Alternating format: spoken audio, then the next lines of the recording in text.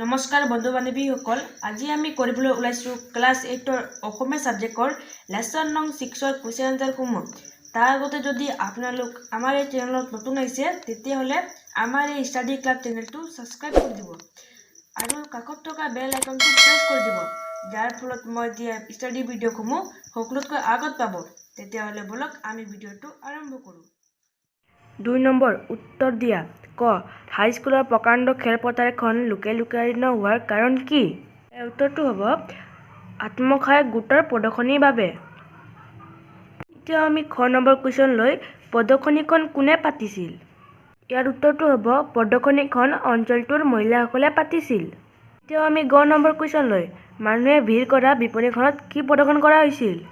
ইয়াৰ উত্তৰটো হ'ব মানুহে ভিৰ কৰা বিপণীখনত এৰী পলু পোৱাৰ পদ্ধতি প্ৰদৰ্শন কৰা হৈছিল।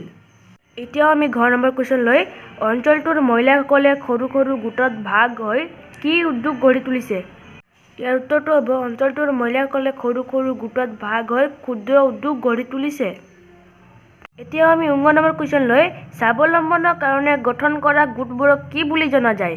ইয়াৰ উত্তৰটো হ'ব স্বাৱলম্বনৰ কাৰণে গঠন কৰা গোটবোৰক আত্মসহায়ক গোট বুলি জনা যায়। এতিয়াও আমি প্ৰথম 6 নম্বৰ কুৱেশ্যন লৈ এই গোটবোৰে উৎপাদন কৰা সামগ্ৰীসমূহ কি কৰা হয়? ইয়াৰ উত্তৰটো হ'ব এই গোটবোৰে উৎপাদন কৰা সামগ্ৰীসমূহ সুলভ মূল্যৰ বিনিময়ত গ্ৰাহকৰ চাহিদা পূৰ কৰা হয়। আমি দ্বিতীয় 6 নম্বৰ কুৱেশ্যন লৈ 2001 চনটো কি বৰ্ষ হিচাপে ঘোষণা কৰা হৈছিল?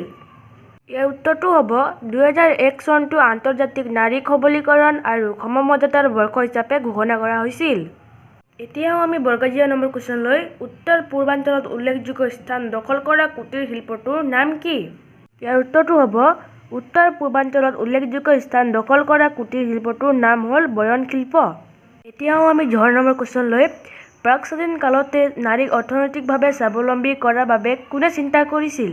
ইয়াৰ উত্তৰটো হ'ব প্ৰাক-স্বাধীন কালতে নাৰীক অৰ্থনৈতিকভাৱে স্বাৱলম্বী কৰাৰ বাবে মহাত্মা গান্ধীয়ে চিন্তা কৰিছিল। এতিয়াও আমি 3 নম্বৰ কুৱেশ্যন লৈ চমুকৈ বৰ্ণনা কৰা। ক. আত্মসহায়ক গোটবোৰে দুখীয়া পৰিয়ালৰ মহিলাসকলক কেনেকৈ সহায় কৰে? ইয়াৰ উত্তৰটো হ'ব আত্মসহায়ক গোটবোৰে স্থানীয় সহজলভ্য সম্পদবিলাকক লৈ অতি সহজ সৰল পদ্ধতিৰে নানা আকৰ্ষণীয় সামগ্ৰী উৎপাদন কৰে আৰু সুলভ মূল্যৰ বিনিময়ত গ্ৰাহকৰ চাহিদা পূৰ কৰে। এনেকৈয়ে যে দুখীয়া পৰিয়ালৰ মহিলাসকলক আৰ্থিক দিশত টনকিয়াল হৈ স্বাৱলম্বী হোৱাৰ পথত আগবাঢ়ে। এতিয়াও আমি খ নম্বৰ কুৱেশ্যন লৈ পাঠত থকা প্ৰাচীন কালৰ জ্ঞানৰ অধিকাৰিণী মহিলা দুগৰাকীৰ বিষয়ে চমুকৈ লিখা। উত্তৰটো হ'ব প্ৰাচীন কালৰ জ্ঞানৰ অধিকাৰিণী মহিলা দুগৰাকীৰ নাম হ'ল গাৰ্গী আৰু মৈত্ৰেয়ী। এতিয়াও আমি গ নম্বৰ কুৱেশ্যন লৈ মহিলাক স্বাৱলম্বী কৰাৰ ক্ষেত্ৰত মহাত্মা গান্ধীৰ প্ৰথম পদক্ষেপ কি আছিল? ইয়াৰ উত্তৰটো হ'ব মহিলাক স্বাৱলম্বী কৰাৰ ক্ষেত্ৰত মহাত্মা গান্ধীৰ প্ৰথম পদক্ষেপ আছিল খাদী উদ্যোগ। এতিয়াও আমি ঘ নম্বৰ কুৱেশ্যন লৈ মহাত্মা গান্ধীয়ে কাৰ সহায়ত সবৰমতী আশ্ৰমত উৎপাদনৰ পাতনি মেলিছিল? ইয়াৰ উত্তৰটো হ'ব মহাত্মা গান্ধীয়ে গংগাবেন মজুমদাৰ নামৰ এগৰাকী বিধৱা মহিলাৰ দ্বাৰা গুজৰাটৰ সবৰমতী আশ্ৰমত খাদী কাপোৰ উৎপাদনৰ পাতনি মেলিছিল।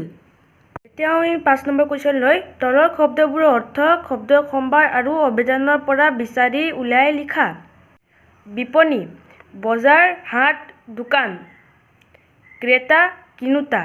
সুপ্ত, লুকাই থকা, শুই থকা। অফুৰন্ত, শেষ নোহোৱা। টনকিয়াল, টনটনীয়া।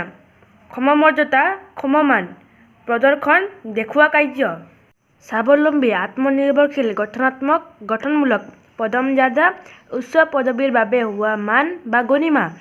পদক্ষেপ, ইটোৰ পাছত আনটো খোজ, আন্তৰ্জাতিক, বিভিন্ন দেশৰ মাজত। এতিয়াও আমি 13 নম্বৰ কুৱেশ্যন লৈ তলত দিয়া যুক্তাক্ষৰকেইটাৰে অৰ্থ প্ৰকাশক শব্দ লিখা। স্বচ্ছ, স্বচ্ছ। স্তু, বস্তু। গ্ৰহ, গ্ৰহ। নন্থ, কণ্ঠ। নন্থ, গ্ৰহন্ত। ধ, যুদ্ধ। নন্ত, মন্টু। নচঞ্চ, অঞ্চল। এতিয়া আমি 6 নম্বৰ কুৱেশ্যন লৈ বাক্য ৰচনা কৰা। দূৰ-দূৰণি। আজিকালি দূৰ-দূৰণিত মানুহৰ খা-খবৰ মুহূৰ্ততে ফোনেৰে ল'ব পাৰি। বিধে বিধে খোৱা বস্তু যোগাৰ কৰিলে যদিও আলহী নাহিল। শিপিনী। মহাত্মা গান্ধীয়ে কৈছিল, অসমীয়া শিপিনীয়ে কাপোৰত সপোন ৰচিব পাৰে। লোকে-লোকাৰণ্য। সভাত লোকে-লোকাৰণ্য হোৱাৰ কাৰণে বহিবলৈ ঠায়ে নুজুৰিলে। খা-সুবিধা থকা যান-বাহনত ফুৰি আৰাম পায়। চুকে-কোণে।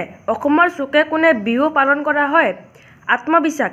জীৱনত উন্নতি কৰিব লাগিলে আত্মবিশ্বাসৰ বৰ প্ৰয়োজন। দলদোপ হেন্দোলদোপ। বিয়াঘৰত মানুহৰ গোটেইখন দলদোপ হেন্দোলদোপ হৈ পৰিছিল। এতিয়াও আমি 15 নম্বৰ কুৱেশ্যন লৈ লিংগ নিৰ্ণয় কৰা। নাৰী স্ত্ৰীলিংগ, যুৱক পুল্লিংগ, পুৰুষ পুল্লিংগ, বুঢ়ী স্ত্ৰীলিংগ, ছোৱালী স্ত্ৰীলিংগ, ডেকা পুল্লিংগ, দাদা পুল্লিংগ, দেউতা পুল্লিংগ, আমৈ স্ত্ৰীলিংগ। এতিয়াও আমি 16 নম্বৰ কুৱেশ্যন লৈ প্ৰকাৰ, অপকাৰ, অতিপাত, পৰাধীন, উপকাৰ, প্ৰতিবাদ। আশা কৰোঁ তোমালোকক মোৰ এই ভিডিঅ'টো ভাল লাগিল। তেতিয়াহ'লে আমাৰ ষ্টাডি ক্লাব চেনেলটো ছাবস্ক্ৰাইব কৰি দিব আৰু যিমান পাৰা এই ভিডিঅ'টো তোমালোকৰ বন্ধু বান্ধৱীসকলক শ্বেয়াৰ কৰি দিবা। ধন্যবাদ।